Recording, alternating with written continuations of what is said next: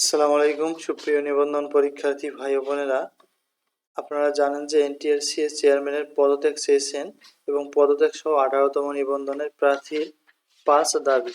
এর আগে যারা আসলে ভাইবা দিচ্ছেন বা দেবেন, যাদের ভাইবা সাজেশন লাগবে তারা আমাদের এই হোয়াটসঅ্যাপ নাম্বারে যোগাযোগ করতে পারেন। আমরা ভাইবা সাজেশন দিয়ে থাকি, প্রয়োজন হলে আমাদের হোয়াটসঅ্যাপ নাম্বারে নক দিন। চলুন আমরা মূল বিষয়ে চলে যাই। কিভাবে কি রকম 5টা দাবি ছিল চলুন দেখে নেই আসলে সেটা আদৌ সম্ভব কিনা। দেখতেছেন ব্যানারে লেখা আছে 18তম শিক্ষক নিবন্ধন লিখিত পরীক্ষার খাতা পুনর্মূল্যায়নের দাবিতে। হয়তো এরা ভালো পরীক্ষা দিয়েছে কিন্তু রেজাল্ট আসেনি, এরকমও হতে পারে।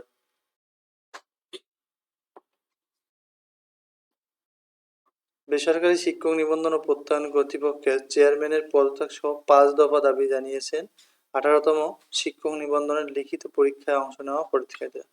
রোববার জাতীয় প্রেস ক্লাবের সামনে 18তম শিক্ষক নিবন্ধন ভুক্তভোগী পরীক্ষার্থীবৃন্দের ব্যানারে আয়োজিত এক মানববন্ধনে এই দাবি জানানো হয়। মানববন্ধনে পরীক্ষার্থীদের পক্ষে সমন্বয়ক ইলিয়াস হোসেন বলেন, জুলাই অভ্যুত্থানে আমরা আন্দোলন করেছি। আন্দোলনে অংশ নেওয়ার কারণে নিজেদের ঘরে থাকতে পারেনি, কিন্তু দেখা যাচ্ছে আন্দোলনকারী ছাত্র সমাজ আজ এনটিআরসি এর মাধ্যমে বৈষম্যের শিকার হচ্ছে। তিনি বলেন, 18তম শিক্ষক নিবন্ধন লিখিত পরীক্ষায় সব বিষয়ে 5 নম্বর হিসেবে 40 বিবেচনা করা হয়েছে, কিন্তু দুঃখের বিষয় আমাদের অনেক পরীক্ষার্থী 100 নম্বরের সঠিক পরীক্ষা দিয়েও লিখিত পরীক্ষায় ফলাফল উত্তীর্ণ অর্থাৎ অকৃতকার্য হয়েছে, অথচ আমাদের অনেক সহপাঠী মাত্র 40 নম্বর উত্তর করেছে, কিন্তু ফলাফলের তালিকায় তাদের নাম এসেছে। আমাদের লিখিত পরীক্ষার খাতাগুলো পুনরায় মূল্যায়নের ব্যবস্থা করতে হবে। এ সময় তারা তাদের 5 দাবি বা 5 দফা দাবি তুলে ধরেন।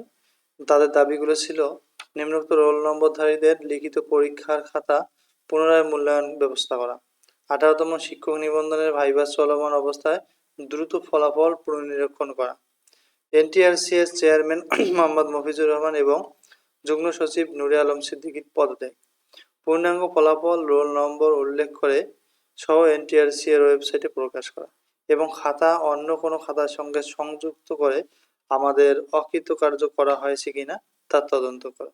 তো thank you for watching this video.